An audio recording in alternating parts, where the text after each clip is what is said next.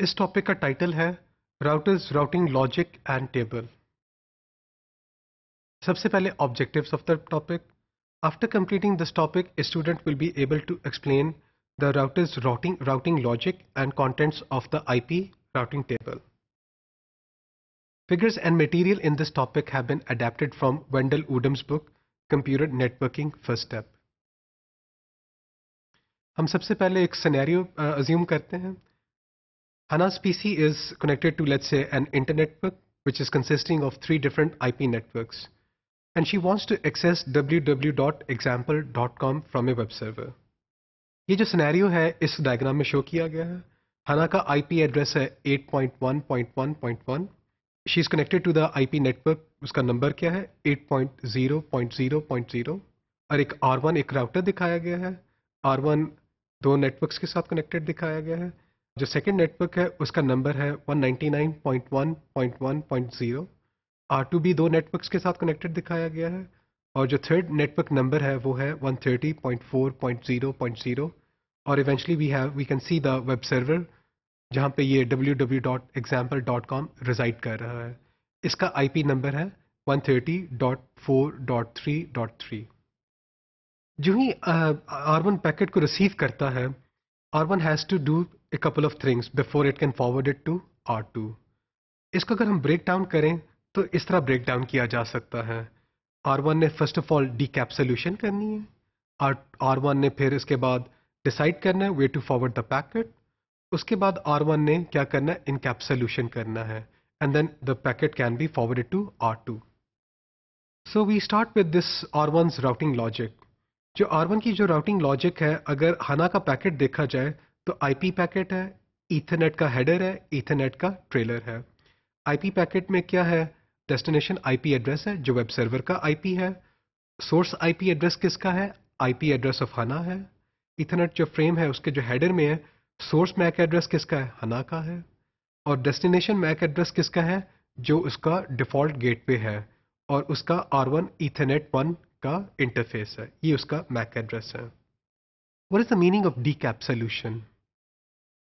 As soon as R1 receives the frame, R1 का क्या काम है, उसका जो फ्रेम के इथरनेट जो फ्रेम का जो ट्रेलर है जिसमें फ्रेम चेक सीक्वेंस है उसको चेक करना है।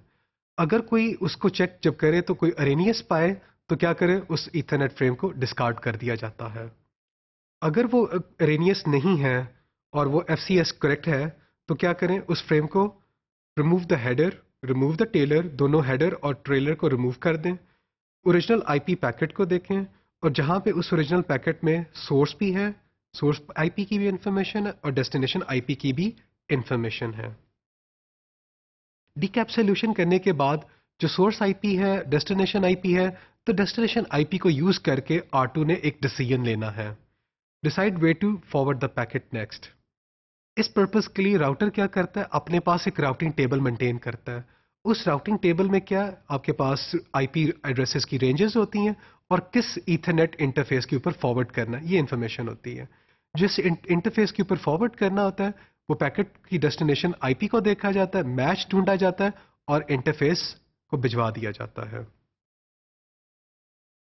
For routing to work well, the routers needs to know how to reach the various IP networks and subnets in the internetwork. तो इस पर्पस के लिए क्या है, हमारे पास राउटिंग टेबल है, routing information protocol, open shortest path first protocol, these are well known routing protocols. अगर हम इस डायग्राम में देखें तो R1 ने जो ही पैकेट को रिसीव किया, it has to take a decision, और ये डिसीजन किसकी बुनियाद पे करेगा, उस पर्पस के लिए उसने R1 ने एक राउटिंग टेबल मेंटेन किया है। उसकी पहला कॉलम में देखें तो डेस्टिनेशन नेटवर्क दिया हुआ है, दूसरे कॉलम में क्या दिया हुआ है, इंटरफेस की इंफॉर्मेशन दी हुई है, और जो थर्ड कॉलम है उसमें नेक्स्ट हॉप राउटर की इंफॉर्मेशन दी हुई है। हना ने जो पैकेट जनरेट किया था उसका जो डेस्टिनेशन IP एड्रेस था इट वाज 130.4.3.3।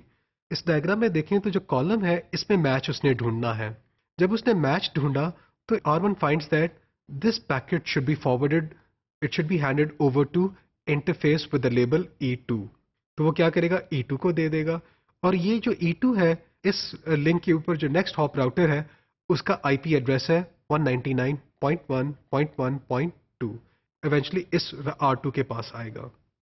तो ART1 ने जो डिसीजन लिया है, it is based on the routing table. और ये राउटिंग टेबल किसने पॉपुलेट किया? Routing algorithms like RIP, OSPF। जब ये डिसीजन उसने देख लिया इस राउटिंग टेबल से, अब अगला काम उसने R1 ने क्या करना है? R1 has to take the IP packet which is residing currently in the memory. जो पिछला फ्रेम था उसका उसने हेडर उतार दिया था, उसका ट्रेलर उतार दिया था, IP पैकेट को लिया, destination IP packet, destination IP address को कंपेयर किया राउटिंग टेबल में से। अब इसके साथ क्या करना उसने, क्योंकि अब एक और इथरनेट लिंक के ऊपर भिजवाना है, तो इस IP पैकेट के साथ एक नया हेडर, एक नया ट्रेलर जनरेट करेगा। इसका इंकैप्सुलेशन कहते हैं। ये जो R1 ने एक नया एक इथरनेट फ्रेम जनरेट किया है, अब इसमें जो सोर्स एड्रेस होगा वो किसका सोर्स मैक एड्रेस होगा? वो E2 इंटरफेस का सोर्स मैक एड्रेस होगा। और डेस्टिनेशन मैक एड्रेस किसका होगा? R2 का मैक एड्रेस होगा, क्योंकि R2 को हैंड ओवर करना है।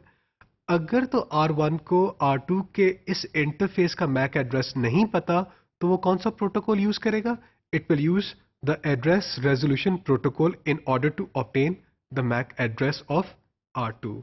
जब वो लेगा, उसको आपको ब्रॉडकास्ट करेगा, आपकी रिप्लाई आएगी, तो क्या करेगा? मैक एड्रेस अचीव कर लिया, तो जब ये ऑब्टेन कर लिया, इसे कैश में स्टोर किया जा सकता है फॉर फ्यूचर पर्पस। अगर हम इस डायग्राम में देखें तो R1 क्या कर रहा है? हम अज्यूम कर रहे हैं कि R1 को R2 के उस इंटरफेस का मैक एड्रेस नहीं पता, तो R1 ने क्या किया? एड्रेस रेजोल्यूशन प्रोटोकॉल का एक ब्रॉडकास्ट जनरेट किया मैसेज। ये जब ब्रॉडकास्ट मैसेज किया, तो लैन के ऊपर सभी डिवाइसेस उसको रिसीव करेंगी। अब जिस IP एड्रेस का ये है, वो क्या करेगा? रिप्लाई जनरेट करेगा। तो सिंस उसमें अगर आप देखें तो R ब्रॉडकास्ट है, और इसमें हमने मैक एड्रेस किसका देखना है? 199.1.1.2 का देखना है। तो जब R2 ने इस मैसेज को रिसीव किया, तो R2 क्या करेगा? रिप्लाई जनरेट करेगा। और ये रिप्लाई ब्रॉडकास्ट नहीं होगा, ये रिप्लाई यूनिकास्ट होगा।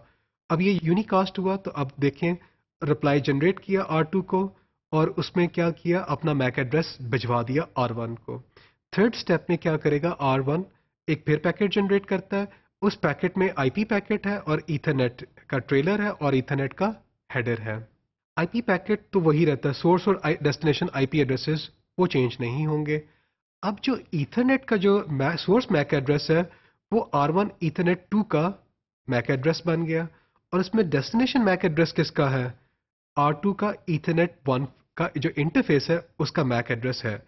तो अब वो क्या करेगा? सिर्फ ईथरनेट फ्रेम में मैक एड्रेसेस चेंज हुए, IP पैकेट वही रहा, तो इसके बाद वो क्या करेगा? इसको भिजवा सकता है ऑन द नेटवर्क। अब इस सिनेरियो में जो फाइनल राउटर था वो है R2।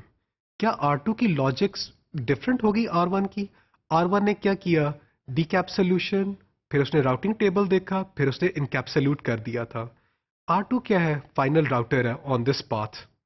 तो R2 की जो लॉजिक है, it is the same as that of R1, except R2 का जो राउटिंग टेबल है वो थोड़ा डिफरेंट होगा R1 के राउटिंग टेबल से। वो कैसे? R2 does not need to send the packet to another router. R1 को पैकेट भिजवाना था नेक्स्ट राउटर की तरफ, नेक्स्ट हॉप राउटर की तरफ, लेकिन R2 ने नेक्स्ट हॉप राउटर को पैकेट नहीं भिजवाना। R2 के साथ ही डायरेक्टली कनेक्टेड है हमारा वेब सर्वर। तो इस वजह से ये बुनियादी फ़र्क होगा R1 और R2 के जो राउटिंग टेबल्स हैं।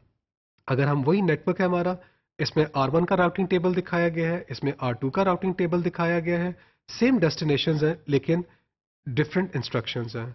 अगर दोनों राउटिंग टेबल्स की जो लास्ट रो है उसको देखें हम, तो R1 की जो इंफॉर्मेशन है, जो डेस्टिनेशन नेटवर्क है, उसका नंबर है 130.4.0.0, और उसका इंटरफेस क्या है? E2, और उसका नेक्स्ट हॉप राउटर क्या है? 199.1.1.2। अगर R2 राउटर के जो राउटिंग टेबल है उसकी भी लास्ट एंट्री को देखें, तो नेटवर्क नंबर वही है, इंटरफेस E2 है, लेकिन नेक्स्ट हॉप राउटर की इंफॉर्मेशन इज नॉट अवेलेबल। तो जो फाइनल राउटर होता है उसको नेक्स्ट हॉप राउटर की इंफॉर्मेशन की जरूरत ही नहीं है, क्योंकि आपका जो वेब सर्वर है, it is directly connected to the final router of this path. So from R2 to the web server, create a new Ethernet frame, own the Ethernet address on the outgoing interface as the source MAC address, use ARP to learn the web service MAC address and use it as the destination. Finally क्या होता है कि जो web server है, it receives the frame and extracts the packet and hands it over to the above layers. The routing of the packet completes at this point. इस topic में हमने एक राउटर्स की जो राउटिंग लॉजिक होती है और जो टेबल होता है आईपी पैकेट को एक पॉइंट से दूसरे पॉइंट पे लेके जाने के लिए, उसको हमने अंडरस्टैंड किया.